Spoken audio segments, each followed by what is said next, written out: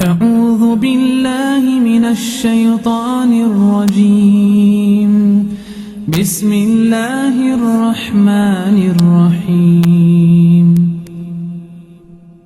نحمده ونصلي على رسوله الكريم أعوذ بالله من الشيطان الرجيم بسم الله الرحمن الرحيم هو الذي خلقكم من نفس واحدة وجعل منها زوجها ليسكن إليها فلما تغشاها حملت حملا خفيفا فمرت به فلما أثقلت دعوا الله ربهما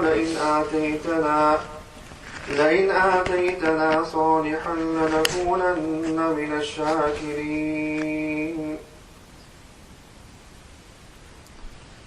Respected our friends, continuing with the same very verse that we've been doing for the last couple of weeks. This verse in which Allah subhanahu wa ta'ala mentions to us that هُوَ الَّذِي خَلَقَكُم مِّن نَفْسٍ وَاحِدَةٍ, that it is He who created you مِّن نَفْسٍ وَاحِدَةٍ, from a single soul. وَجَعَلَ مِنْهَا زَوْجَهَا لِيَسْكُنَ إِلَيْهَا, and from that soul He made a spouse, so that he, referring to Sayyidina Adam alayhi salatu salam, لِيَسْكُنَ إِلَيْهَا, could find comfort with her. It is on this aspect of لِيَسْكُنَ إِلَيْهَا that for the last couple of weeks the tafsir has been focused more on this aspect of the verse. Because here where Allah subhanahu wa ta'ala mentions لِيَسْكُنَ إِلَيْهَا, that the purpose of Allah subhanahu wa ta'ala granting Sayyidina Adam alayhi salatu salam, Sayyidina Hawa, was so that he could find comfort with her. And this is what nikah brings about. Nikah brings comfort between the husband and wife. However, for there to be comfort between the husband and wife, there are certain principles that the Shariat has laid out, various teachings, the hadith of Nabi Karim sallallahu alaihi wasallam. And these are there so that if these ahadith are maintained, and if people practice these guidelines, then for sure there will be لِيَسْكُنَ إِلَيْهَا, there will be comfort between the husband and wife. How in a marriage can there be comfort between the husband and wife? As long as both the husband and wife play their specific role, the role that Allah subhanahu wa ta'ala has given them, they discharge the duties upon them, then there definitely will be comfort between the husband and wife. This is what is imperative. In the last couple of tafsir, we had done the rights of the wife. And we spent 2 or 3 weeks, the tafsir, just on the rights of the wife. And that is one side of it. The other side is rights of the husband. Because in order for anything to work out, or any system to work out correctly, those who have whatever duties upon them, as long as they fulfill those duties, things will work out. And that's with every or any organization as well.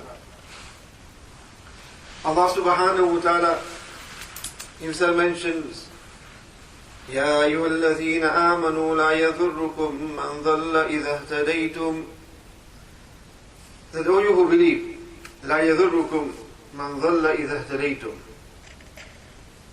that all you who believe,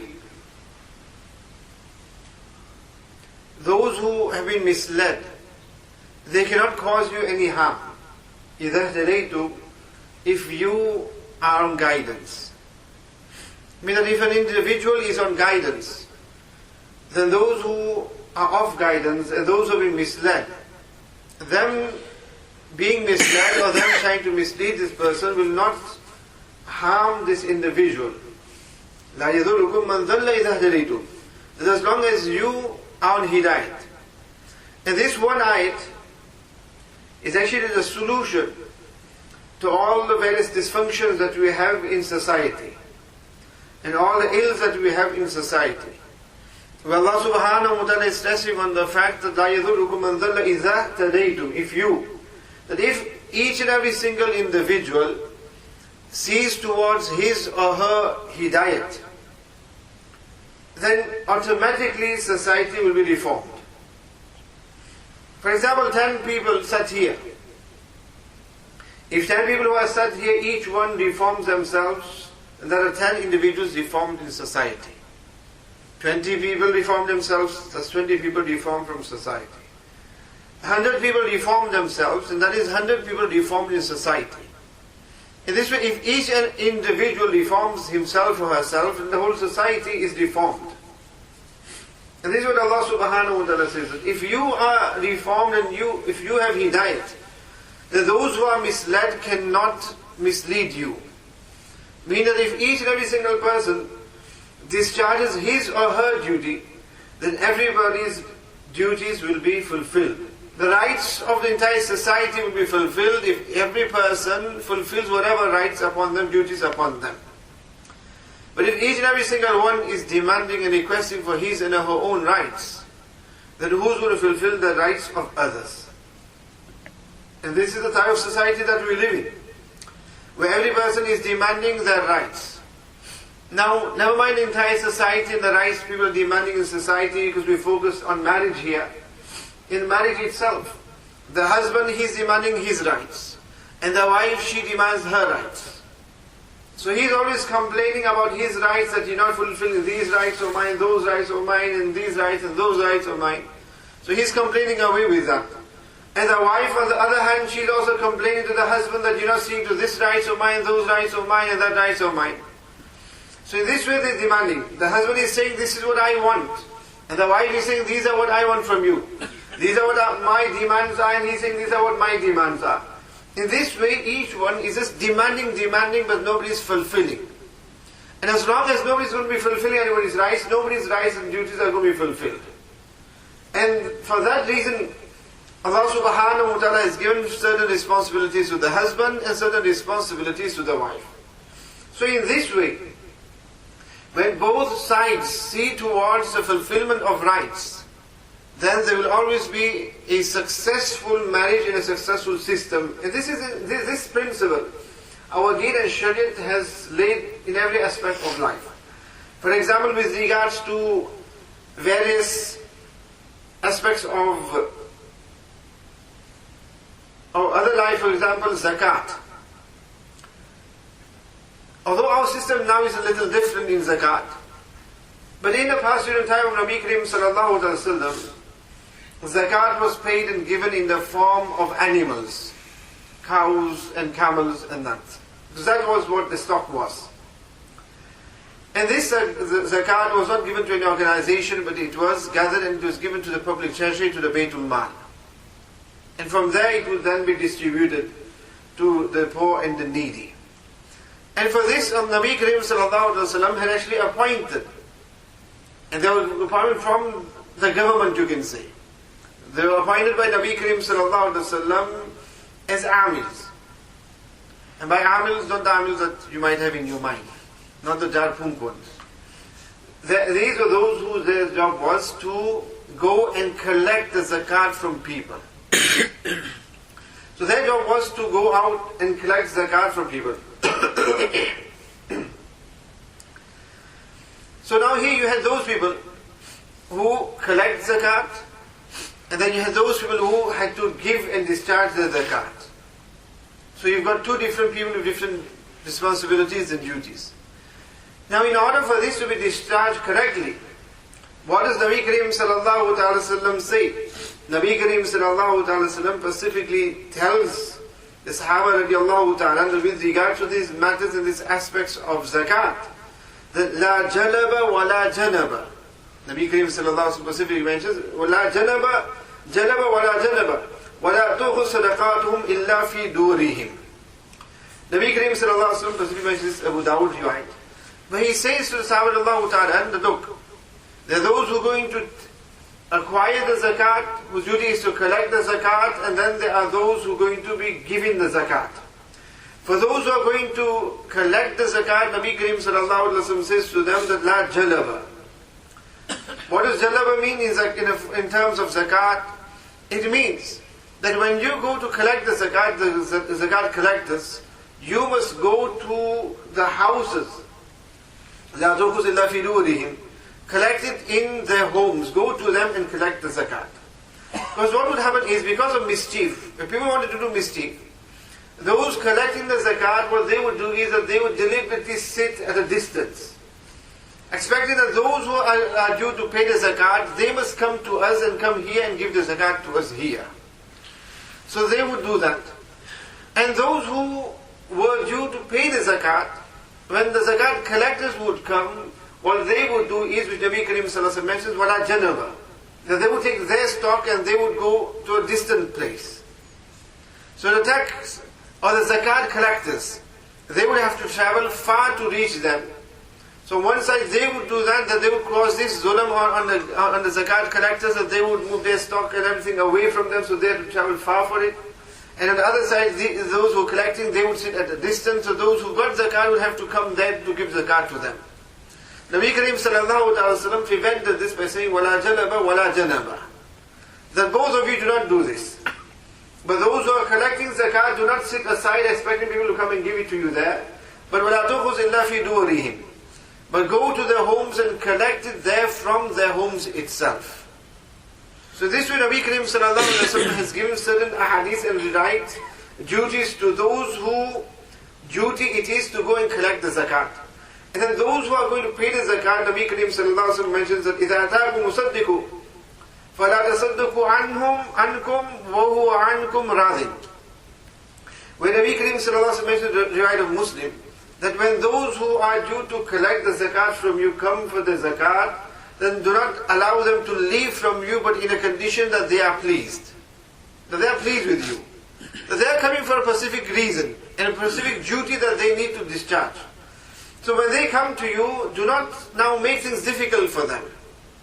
Do not make things difficult for them, that you say, oh, come tomorrow, come the day after, or that you're busy, come back some other time. So Nabi Kareem sallallahu alaihi wasallam said that when they come to you, then make sure that they leave from you in a condition that they are pleased in having come and collected the zakat from you.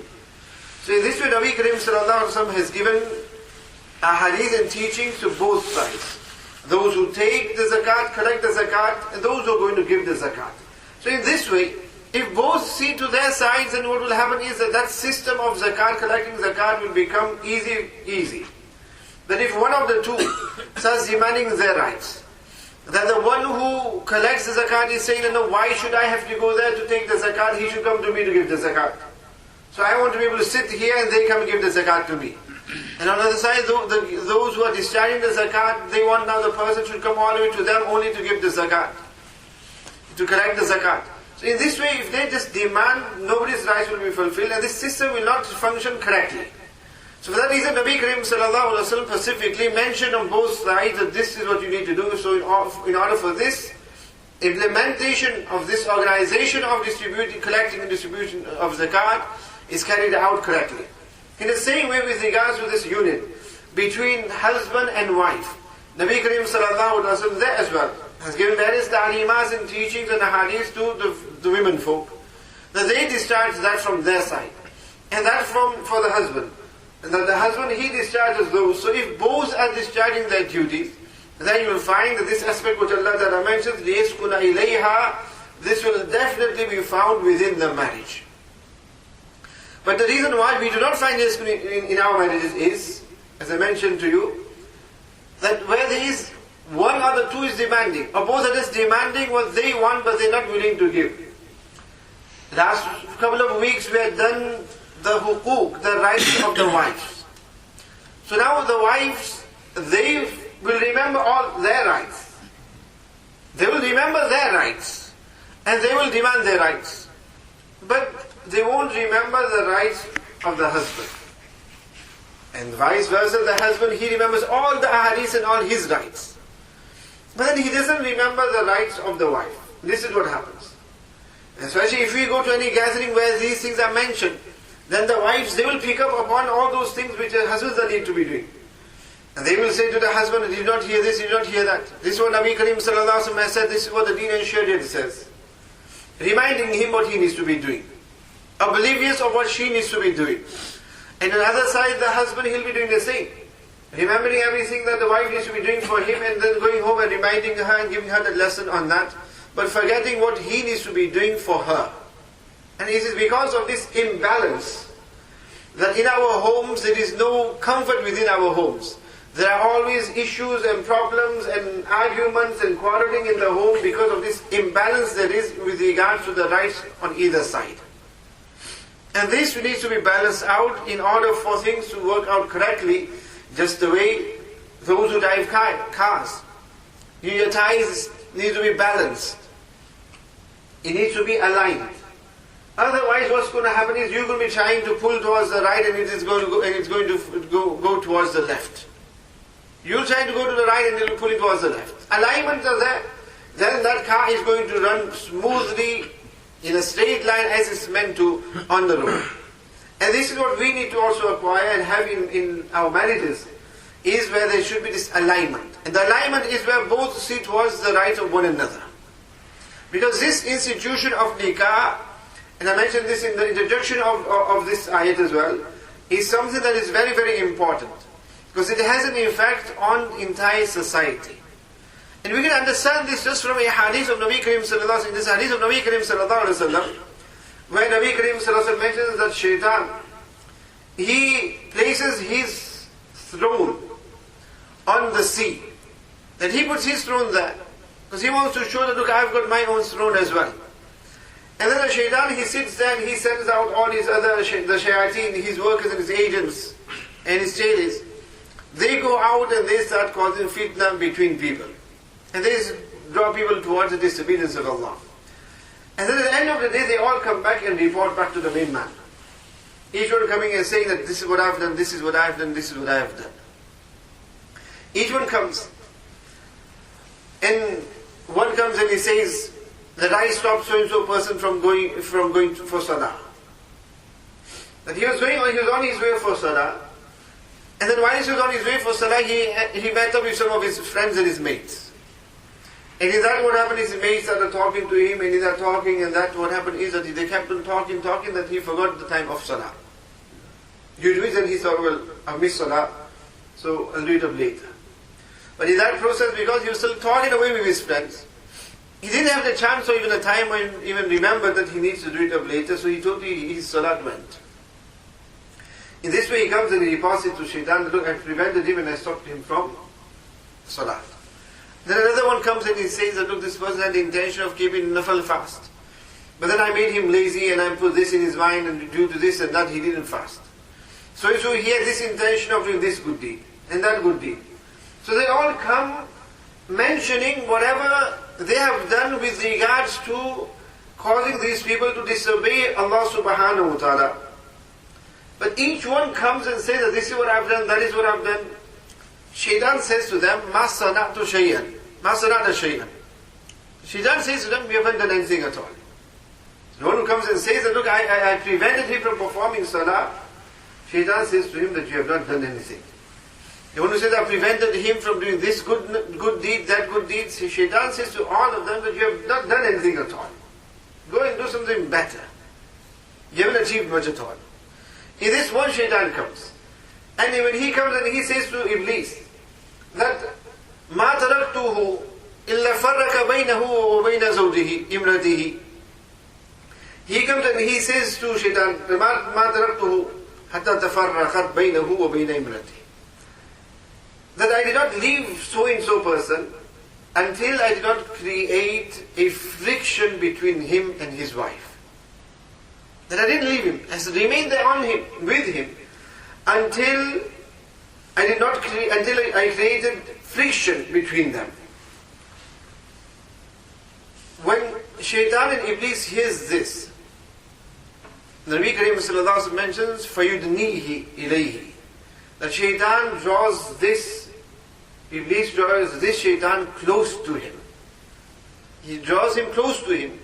And he becomes pleased with what he has done, and when he says to him, وَيَقُلْ نِعْمَ أَنْتَ, but he said to them that you have not done anything at all.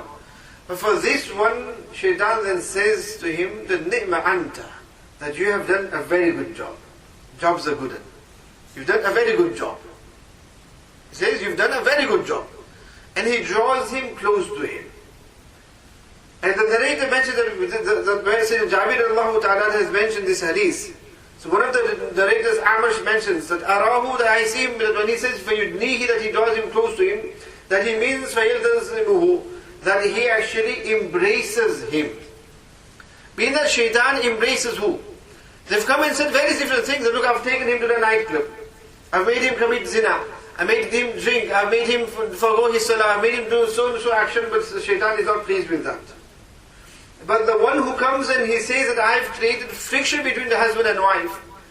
Shaitan likes what he has done. Shaitan applauds what he has done. Shaitan congratulates him on what he has done. And Shaitan draws him close to him on what? On creating friction between the husband and wife. But why is this? Why is this friction so important? The reason being is that the Sharihin and commentators of this hadith have mentioned that here, because of this great institution of nikah, of marriage, that here this friction that Shaitan causes between the husband and wife, the effects of that is not just one effect, but it is mutaaddi. It has multiple effects. That when husband and wife quarrel with one another, or when husband and wife have a breakdown in their relationship, then that leads to not just one ill effect, but it leads towards many ill effects, and it leads towards many destructions and many other wrongs and ills that happen in society. On what? On the mere basis of this one thing, of friction between the husband and wife. On friction between the husband and wife. So that it is something that doesn't just remain restricted to that one thing, but it spreads. And they go to that extent, meaning that now there is friction between the two. Because of that, it has an effect on them mentally. It has an effect on the ibadat as well. It then leads to all of other vices in that. It can even lead towards the husband committing zina. It can lead towards all sort of other vices in that. And there, where there are children, and where there are children involved in all the more, it can lead towards more destruction. Lead towards more destruction and the ill effects that it has on the children. So on that basis, it shows how important it is that the relationship between the husband and wife should be a strong and correct relationship. Otherwise, this is how Shaitan, that he influences, and the effect of Shaitan on such a marriage. Now coming back to this point of Yaskur Ilayha, in last week's tafsir and the tafsir prior to that, couple of tafsirs were mentioned with regards to the rights of the wives. And I mentioned last week that this from today, this week we shall do the rights of husbands. So this is one for which now, where the women folk were enjoying themselves the last couple of weeks, feel that now the husbands are getting it correct, and that so now it is their turn. That now they should adhere and listen as well to the rights that Allah subhanahu wa ta'ala has given to the husbands. Now one aspect, one verse in which Allah subhanahu wa ta'ala clearly mentions is الرجال قوامون على النساء بما فضل الله بعضهم على بعض. Allah ta'ala mentions, where Allah subhanahu wa ta'ala says that the position of the husbands is which? That Allah ta'ala says that الرجال قوامون على النساء, that the rijal, the men, they are in charge over the women. They are the dominant ones over the women. This is a position of the husband in a marriage. But now when we hear this verse, and when Allah subhanahu wa ta'ala says, الرجال قوامون على النساء, we tend to misunderstand what the word قوامون means. And in our minds we think that it means that the husband he is now the ruler and he is the king. We have that in our mind. The Qawamun means that he is a Hakim and he is a ruler. Whereas Allah subhanahu wa ta'ala here, He doesn't utilize the word of him being a Hakim, a ruler or an Amir. But Allah subhanahu wa ta'ala means Qawamun. And Qawamun actually means what? He is the guardian. He is the provider. He is the protector. That is what the role of the husband is. الرِّجَالُ قَوَّامُونَ عَلَى النِّسَاءِ. That men, due to their physical nature and mental strength, they are the guardians of women. That is the position that they have. So first of all, the husbands here should not think that Allah subhanahu wa ta'ala has made them the hakim. So they are now the rulers in the home. And they take this and they actually take literally thinking that now they are the rulers and they are the leaders in the home, so they can do and mete out whatever they want. Because many husbands regard this and take this verse to mean such. Hadhrat Mufti Zubair mentions that a colleague of his had mentioned that when I go home, when I am with my family, then my wife and children have no courage at all to even come and sit in front of me. They have no courage to come and sit in front of me. Hadhrat Mufti Zubair asked him on what basis, how is that? So he mentioned that after all, I'm the hakim in the house. I'm the ruler in the house.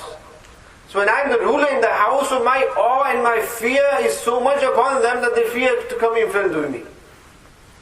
And this is what many husbands or fathers think. That this is what Allah Ta'ala is saying here, رِجَالَ قَوَّامُونَ عَلَى النِّسَاءِ, that by them being in authority, it means that now they sit there with the whip or the stick. And everything is it will be done according to their rule. That is not what Allah subhanahu wa ta'ala mentions here. And if there are any husbands who deal with their wives in such a manner, then Hadhrat Hakim al-Taymi himself mentions that if husbands always remember this verse of الرِّجَالُ قَوَّامُونَ عَلَى النِّسَاءِ, then they should not forget the verse where Allah subhanahu wa ta'ala mentions وَمِنْ آيَاتِهِ أَنْ خَلَقَ لَكُم مِّنْ أَنفُسِكُمْ أَزْوَاجًا لِتَسْكُنُوا إِلَيْهَا وَجَعَلَ بَيْنَكُمْ مَوَدَّةً وَرَحْمَةً, where Allah subhanahu wa ta'ala mentions that this creation of mankind of being husband and wife, the purpose of that is يَسْكُنَ إِلَيْهَا, the husband finds comfort from his wife, وَجَعَلَ بَيْنَكُمْ مَوَدَّةً وَرَحْمَةً. Well, Allah mentions, but we have created between them friendship and bondship and love and compassion. So Hazrat Hakim al-Taymi mentions that the husband should not forget that relationship which Allah subhanahu wa ta'ala mentions. A relationship of what? Not of a hakim and mahkum, not of a ruler and those who are under him, not of that of a master and slave. So where Allah subhanahu wa ta'ala says, الرِّجَالُ قَوَّامُونَ عَلَى النِّسَاءِ, where women think and people think, or society nowadays thinks that it means that Muslims are saying, Islam says that treat your wives like they are slaves. This is not the relationship that Allah subhanahu wa ta'ala refers to here, of that of a master and his slave. But here of that the husbands are those who are the guardians over the women. But at the same time, the relationship between them is one of muwaddatam wa rahma, one of love and affection.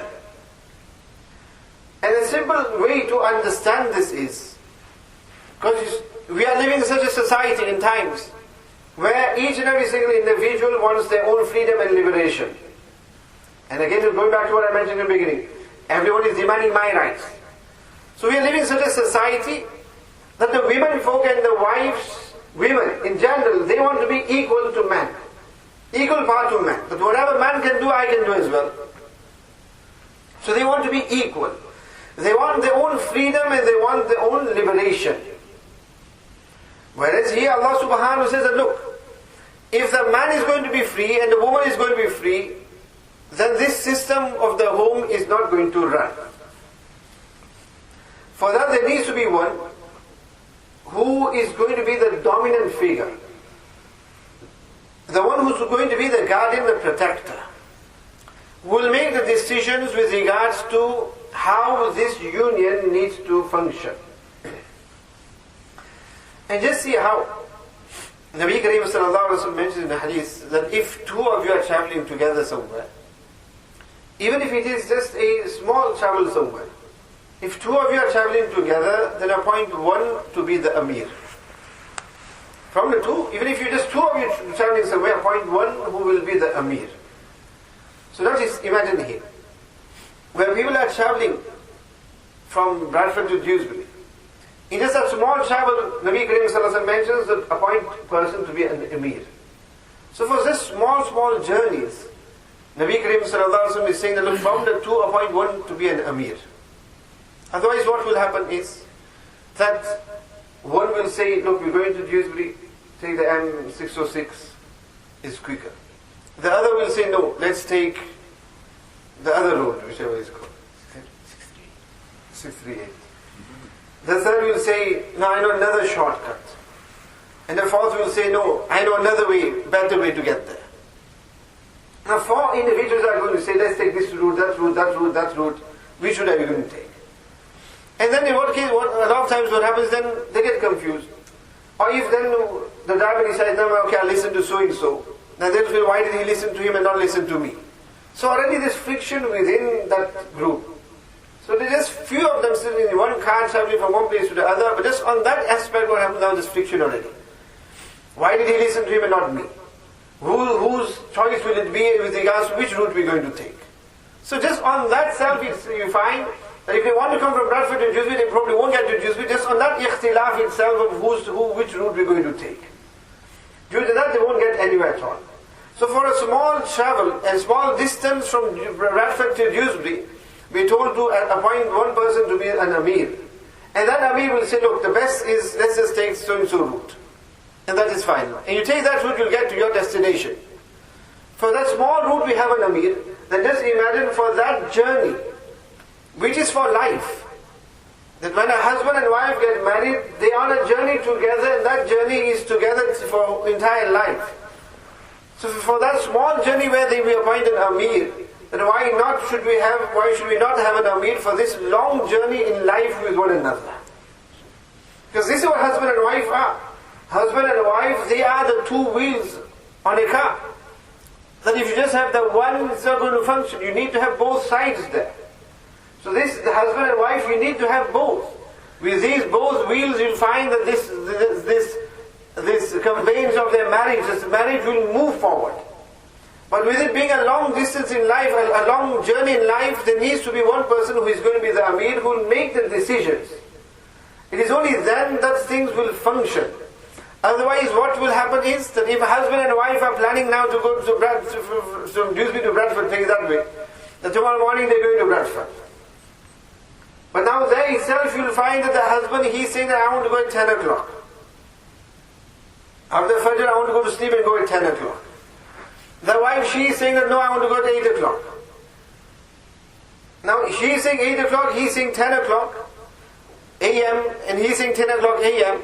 And you will find 8 p.m. will come, 10 p.m. will also pass, and they'll still be sat in Dewsbury, arguing what time they're supposed to be going. But what happens is that in that argument, they miss the 8 o'clock target, they miss the 10 o'clock target, so it's a case of forgetting now, we're not going to sit at home. So all the plans have become destroyed now.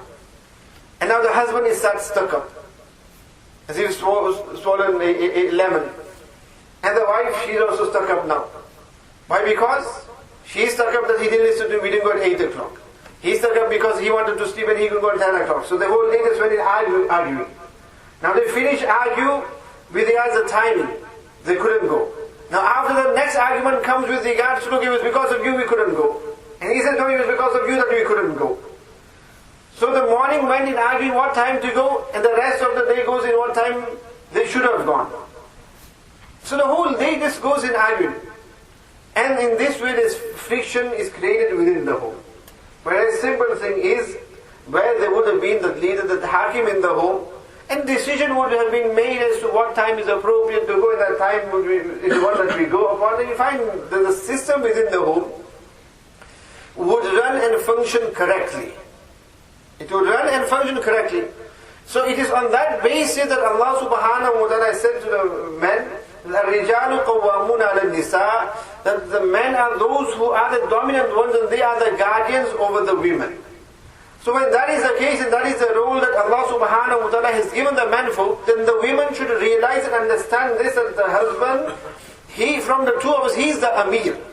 But what type of Amir again? Both need to understand. The women need to understand that look, he is going to be the leader in the home. And that is the position that Allah subhanahu wa ta'ala has given him. So that is his role. Not that the husband is saying one thing to me and I'm deciding to do something else. Where I say, no, in this house I do whatever I want. This is what happens when the wives are saying to the husband, who are you to tell me what to do? I will do what I wish to do. It's a free world, free choice. I can make my own decision, my own choice, and I can go out and I can do what I wish to do and what I desire to do. Who are you to tell me or stop me from doing anything? So as she has that attitude, and on the other extreme where the husband, he has this attitude of no, that's it, I've said it and that's it, no, nothing further. I am the ruler, I am the hakim, and I can judge, and I can now mete out my tyranny as I want to. That is not the case. The example here is of two friends. Now these two friends are traveling together, and these two friends make one person as the Amir between the two. So what is the Amir? But they're still friends. Nothing has changed. Just because between the two friends, if one is made the Amir, doesn't now mean that he now becomes a tyrant. And he says, oh, now we're not friends anymore. Now you're my slave and I'm the master. No, he's still the Amir, but the relationship of friendship still exists and remains. And this is what needs to remain and exist within. And the man folk should understand that when he goes out saying that, look, I am the Amir, I am the Amir. Then what is the duty of the Amir? What is the position of the Amir? Nabi Karim sallallahu alaihi wasallam mentions, Sayyidul Qawmi khadimahum. That the Amir is not the one who sits and tells everybody else, do this, do that, and do this and do that. This is what we think, that the Amir means that I am the ruler. I am the Badsha, I am the ruler, I am the king. So I sit and tell everybody else to do everything. But Nabi Karim sallallahu mentioned, no. The Sayyidul Qawmi, the leader of any nation, khadimahum, he is their server. That he is made the Amir. Why? So he is the Amir there, so not that people come and do things for him. He is the Amir, so he should be doing the khidmat of people. This is what the position of being an Amir is. As Mufti Shafi Rahmatullah Alayhi mentioned on one occasion, there a few students were traveling with one of the Ustaz, Mullah Izaz Ali Rahmatullah Alayhi. Mullah Izaz Ali Rahmatullah Alayhi was known as Shaykhul Adab. Allah subhanahu wa ta'ala had given him a lot of understanding and knowledge, and he was a master of Arabic language, Arabic grammar. He was known as Shaykhul Adab. So the Ustad was traveling with them, and Hadhrat Mullah Izaz Rahmatullah Alayhi had mentioned to them that look, we're traveling as a group, then we should appoint the person to be an Amir. As Mufti Shafi Rahmatullah Alayhi, the students had mentioned that Hazrat, we've already got a maid Amir, we are students, you are the Ustad. So there's no choice of appointing anybody else to be the Amir. So when you are the Ustad, so you are the ready-made Amir anyway, so you are Amir. Mullah Izaz Ali Rahmatullah Alayhi said to them, that, look, are you sure about this? They said, yes, we'll go. So he said, okay, fair enough. If you have appointed me to the Amir, then fair enough, I am your Amir. And what is the duties there? That whatever the Amir says, you need to abide. The whole aspect here is, Amir is that you should obey the Amir. And if you accepted that, he said yes.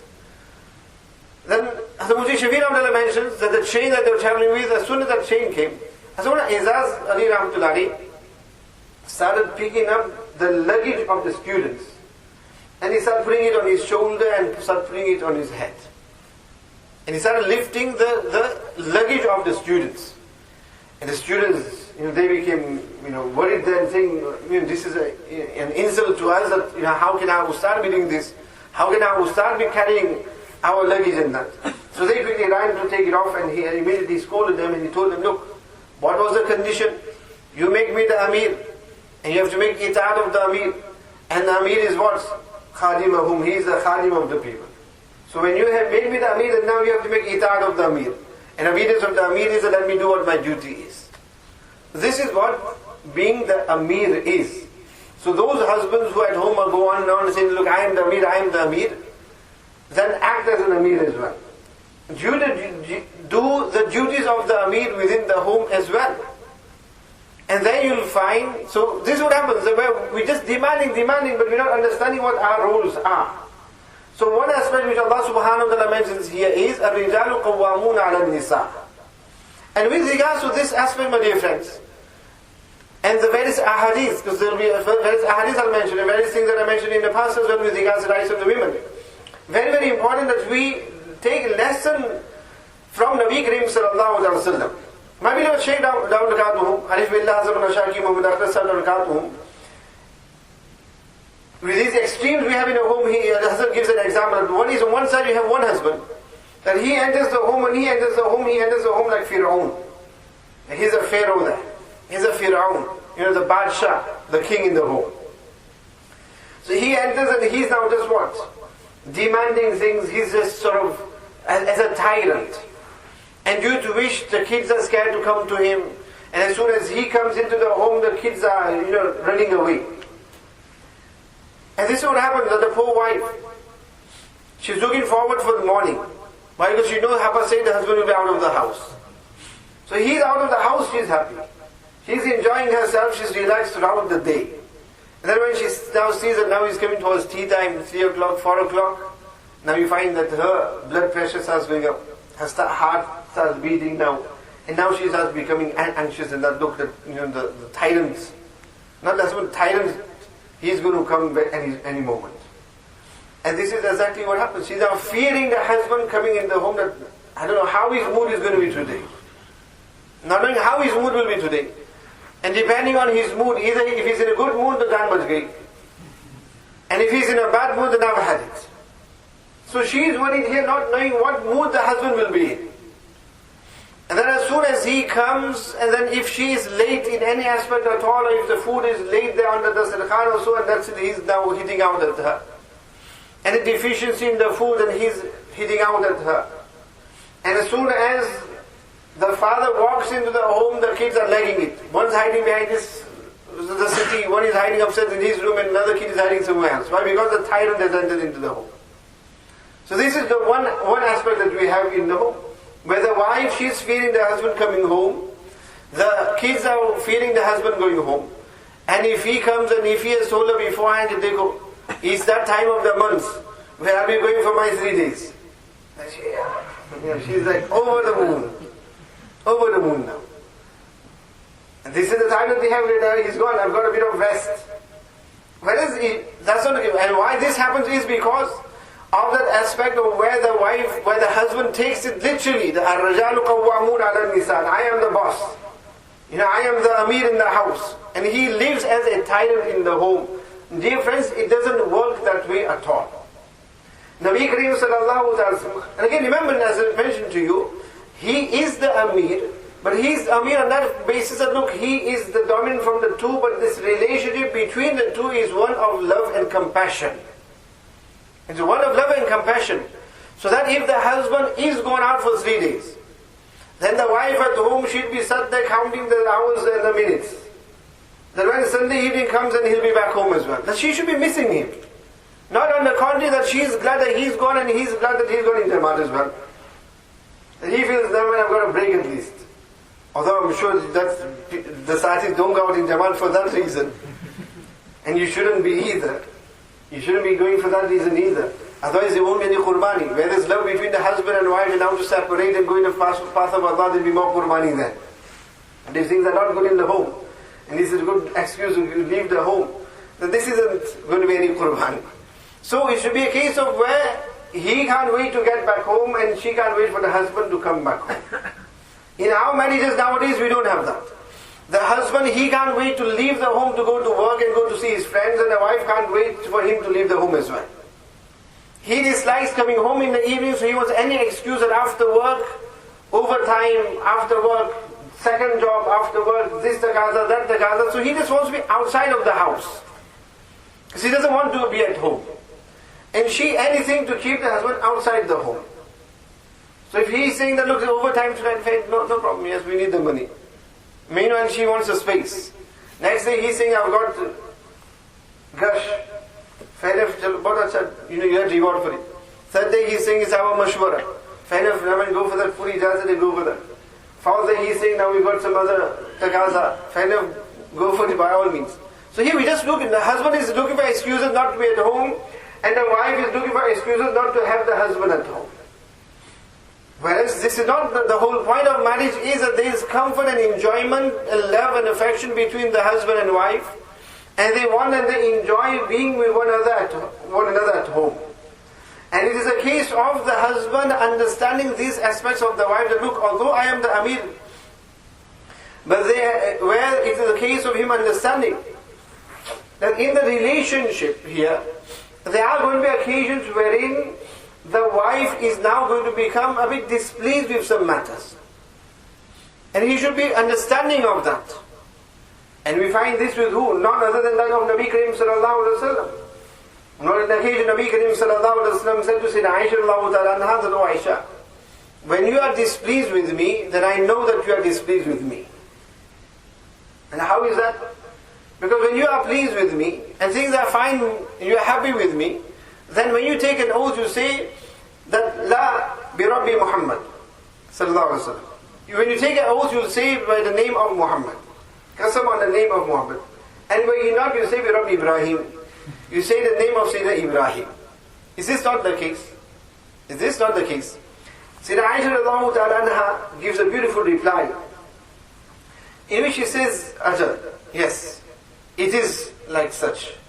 But then she says to Nabi Karim sallallahu alaihi wasallam, that, "Inni la ahjuru illa ismak." But O Nabi of Allah, all I leave out is your name only. I only leave your name out, but in my heart is you. I may not be saying the name Muhammad and changing with Ibrahim, but in my heart is only you. What beautiful words she said to Nabi Karim sallallahu alaihi wasallam. Yes, that is the case. But here, a couple of things. Here, what is the Nabi Karim sallallahu alaihi wasallam? He's not getting upset here. Then what is wrong with Aisha? Why is she not taking the name of my name Muhammad, and why is she taking the name of Ibrahim instead?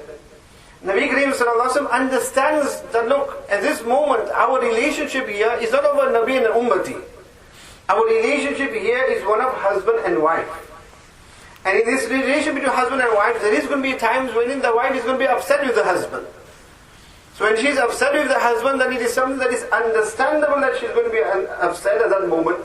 The husband needs to be understanding upon that. So Nabi Karim sallallahu alaihi wasallam did not reprimand her that, "What is wrong with you? Don't you, I am the Amir and I am the Nabi of this Ummah, why you should be taking my name and not that of Sayyidina Ibrahim, I know theirs." But Nabi Karim sallallahu alaihi wasallam was fine with it. And also see the love between the two that Sayyidina Aisha radiallahu ta'ala mentions, that, "O Nabi of Allah, I leave your name out, but that's all that I leave out. So my tongue is, your name is not there on my tongue, but in my heart is only you." Which shows what the relationship there was, what? One of love and affection between the two. Another riwayat we just did a couple of days ago in Mishkat, in the morning Alim classes. Beautiful riwayat. Of Sayyidina Aisha radiallahu ta'ala anha, where she mentioned that one night Nabi Karim sallallahu alaihi wasallam was not there with her. So she for a moment felt Nabi Karim sallallahu alaihi wasallam has left her and gone off to maybe one of the other Azwaj Mutahharat. So she went out to see where Nabi Karim sallallahu alaihi wasallam has gone. So this is natural. When there's one wife, you're going to have these type of feelings there. So she goes out to look for Nabi Karim sallallahu alaihi wasallam, but she finds that Nabi Karim sallallahu alaihi wasallam is in Jannatul Baqi. So when she sees him there and she sees that Nabi sallallahu alaihi wasallam is returning, she quickly runs home. So when she runs home, she's obviously out of breath, and obviously her face has changed as well, and she's also feeling a bit ashamed on the fact that, look, she thought that Nabi sallallahu alaihi wasallam might have left her and gone off to one of the other Azwaj Mutahharat. So anyhow, Nabi sallallahu alaihi wasallam entered and he understood. And then he said to her that, "Oh Aisha, what happened? Did you feel a bit of jealousy or what? Did you feel a bit of jealousy or what? A bit of ghairat in you?" You see, Aisha radiallahu ta'ala mentions that how can a woman or a wife like me not feel jealousy on a husband like you? How can a wife like me not feel jealousy on a husband like you? This is the relationship between who? Nabi Karim sallallahu alaihi wasallam and Azwaj Mutahharat. And Nabi Karim sallallahu alaihi wasallam was not just the Amir in the home, but Nabi Karim sallallahu alaihi wasallam was not just the Amir of this ummah, but Nabi Karim sallallahu alaihi wasallam is the Amir, is the Imam al-Anbiya. The Imam of all the Anbiya, but in the home, this is how he lives with his wives. Another incident, on one occasion, Nabi Karim sallallahu alaihi wasallam was seen as Sauda radiallahu ta'ala anha. Nabi Karim sallallahu alaihi wasallam, and this is a ruling in all aspects as well, that where a person has more than one wife, then he has nights that he needs to distribute amongst them. Customer. And this needs to be fair and equal. Unless any of the wives forgo their rights or their nights, and she can give that to one of the others, like say Sauda radiallahu ta'ala anha, she had given hers to Sayyidina Aisha radiallahu ta'ala anha. So Sayyidina Aisha radiallahu anha had 2 nights. One was her own night and the other night was that of Sayyidina Sauda radiallahu ta'ala anha. And this is something that is very, very important. Nabi Kareem sallallahu alaihi wasallam mentioned in the hadith that where a person has more than one wife, but if he doesn't show equality between them on the day of Qiyamah, he'll be resurrected with flesh on only one side of his body. People have a lot of desire, a lot of shauq, dusri bibi. Now, second marriage, third, fourth as well. And always reminding the wives, remember, in usul number 1, Afsal got 2, 3, 4. This is what Islam Shariat has given me. So he's always reminding us. So he has a lot of shauq and desire towards having more than one wife. Here Nabi Kareem sallallahu alaihi wasallam mentions that one who doesn't show equality in this matter, during the day doesn't matter. It's not true. During the day he can be with whoever he wants to. With regards to nights. But if he doesn't show this equality that is there, then on the day of resurrection he will be resurrected with only flesh on one side of his body. Hazrat Hakim al-Murtani rahmatullah alayhi. And these are for those husbands who either have more than one wife, who have that desire, that have the show that I want to get married again. So think twice before you do it. Hazrat Hakim al-Murtani rahmatullah alayhi, the perfect example. And Hazrat Hakim rahmatullah alayhi had 2 wives as well. But look at the equality between them. That Hazrat Hakim al-Murtani rahmatullah alayhi had 2 homes of the wives. But his own personal possessions he wouldn't keep there, he would keep it in the khanqa. Why? So that none of the wives should feel that, look, he keeps his stuffs at her, so he's more attached to her house than my house. And as it even mentions, although this is not bound on an individual, but this is the extreme taqwa in these matters. That Hadhrat Hakim al-Mutahhir would mention that whilst I'm with one of the wife, I find it incorrect to even think of the other one whilst being with the one. And his equality between them was such that on one occasion somebody came and gifted 2 pieces of cloth for both wives. Bari Pirani and Choti Pirani. 2 pieces of cloth. What did Hazrat Thani Rahmatullahi do? Hazrat Thani Rahmatullahi took the one cloth and he cut that into half. He took the other and he cut that into half. And he put half from here and half from there, he put that together, and half from here, half of that together. And then he said, okay, give this, send this to their homes. Obviously those they asked us that this kapra now, this cloth now is going to be of no use to anybody at all. So Hazrat Hakim al-Mutahhir mentioned that what should I do? When this person came and gave 2 different pieces of cloth, how now can I do equality besides this? There's 2 different types of cloth here. The quality is going to be different. The price is going to be different. And now how can I choose between who to give who to who? That if I give one to the other will get upset that, look, she got the better quality one. Or she got the more expensive one. So how can I show equality? If you want the 2, then that person knew that there's 2 wives, then he should have brought 2 equal things and it will be easy for to give to them. So here, how can I show equality here? And on another occasion, somebody came and he brought 2 watermelons. And again, he had a time he chopped both in half and gave half and half from here. So there are 2 total different watermelons. The size is different, the weight is different, and obviously the taste will be different. How do I choose which one to give where? So the Tari Rahmatullahi had chopped them both in half. He gave a piece from here and a piece from there and put it together and gave.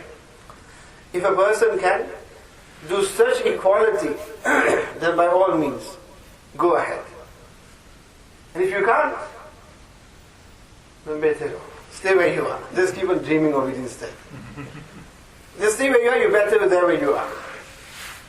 This is what. And Nabi Kareem was specific with regards to these times that he had allocated and days that he had given for the Azwaj Mutahharat. And then he even made dua to Allah subhanahu wa ta'ala.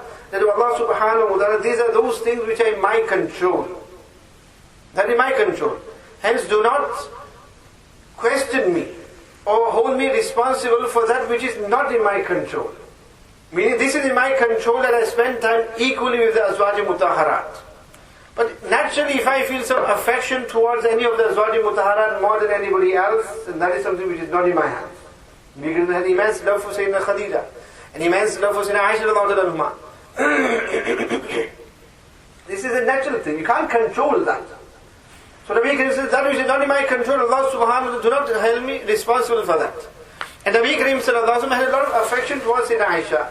That in his final days when Nabi Karim was ill as well, whichever wife he was with, Nabi Karim sallallahu alaihi wasallam would keep on asking that whose turn is it tomorrow? Whose turn is it tomorrow?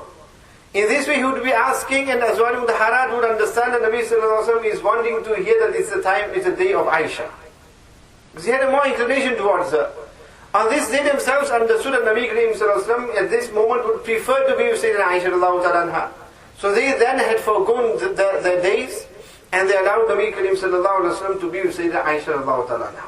So even that time in his last moments he was specific with regards to where he should be.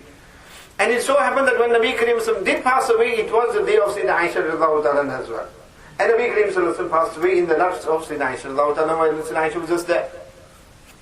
So, as I mentioned to you, that it was the day of Sayyidina Sauda radiallahu ta'ala anha.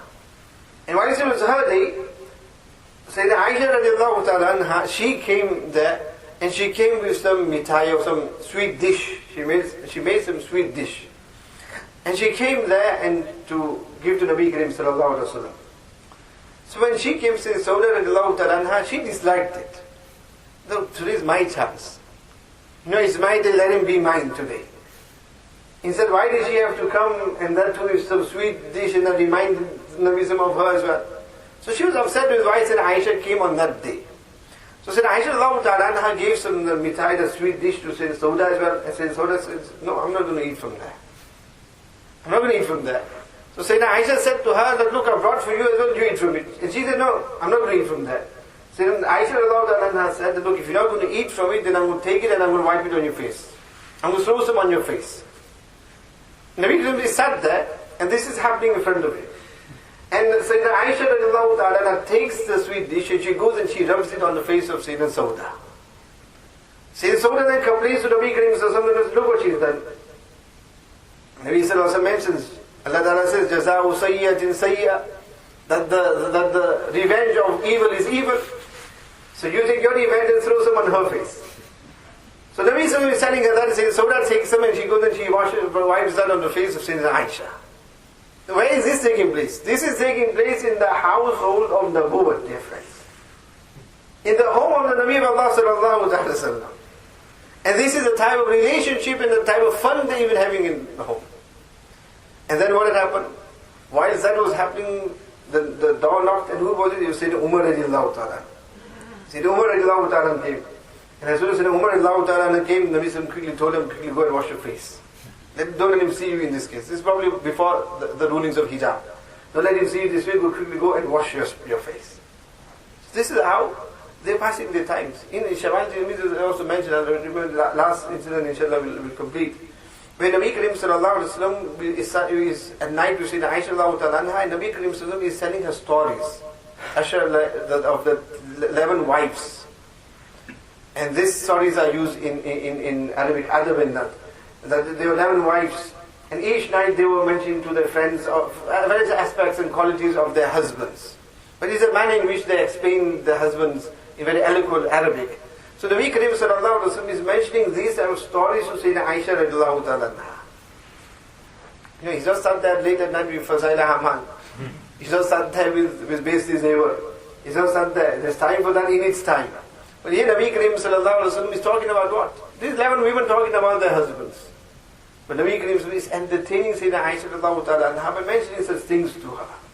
And it's fun and joke. Another riwayah that Sayyidina Aisha radiallahu ta'ala anha was young when she got married to Nabi Karim sallallahu alaihi wasallam. She was 7 when she got married, and she was 9 when her rukhsati took place, when she left to the home of Nabi Karim sallallahu alaihi wasallam. Understand this correctly as well. Dear friends, a girl is mature at the age of 9. Physically, she can become baligh at the age of 9. And there are examples in the world wherein 9-year-olds have even given birth. So she is a female, she is a woman.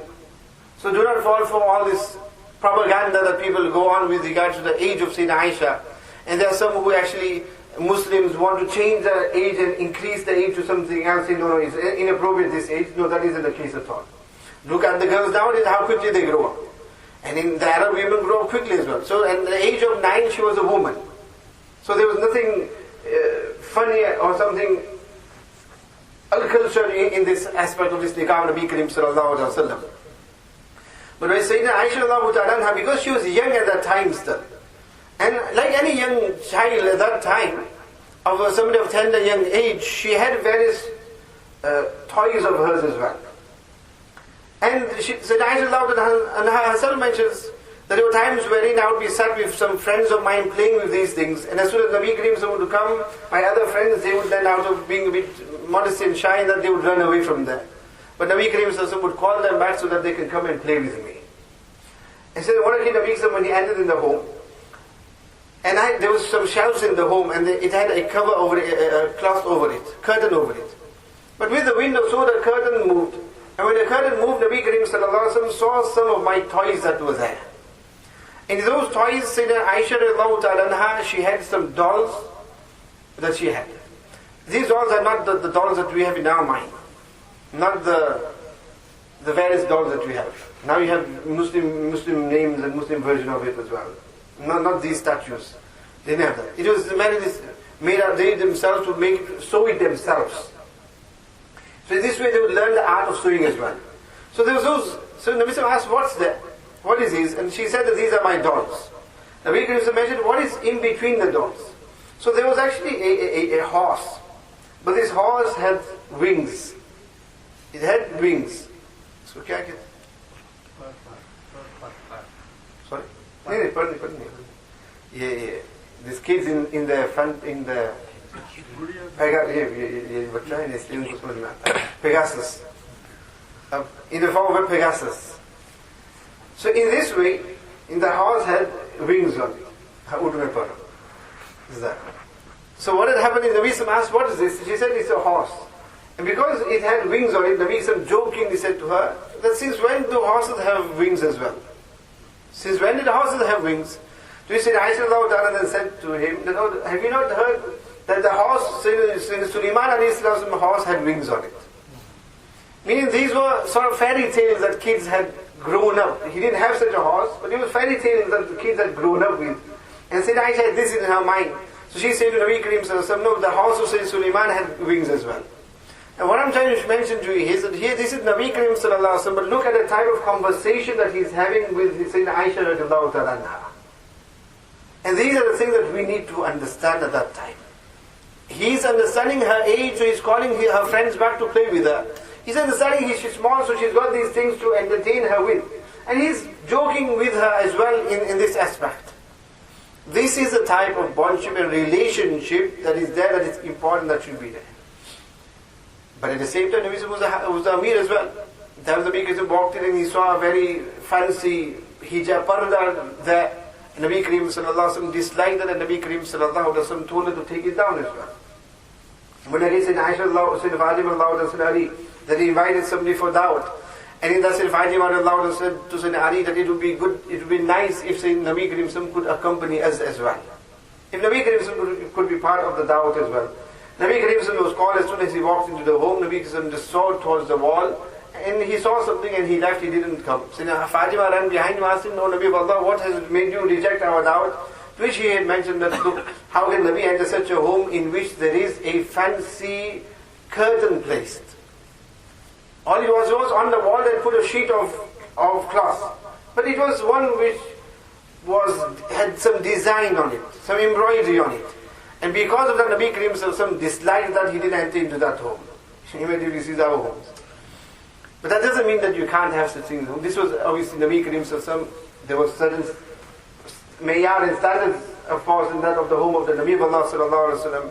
But that doesn't make it najais. There is ahkam rulings pertaining to that. We'll leave that for some other time.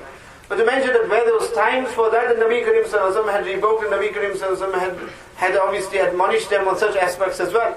But at other times, this is how Nabi Karim's nature was when he was with his azwaj mutahharat. And these are things that we need to understand. And further on, inshallah, there are many other ahadith in the same ayat Rijalu Qawwamun AN-NISA, which show us the rights or the status of the husband.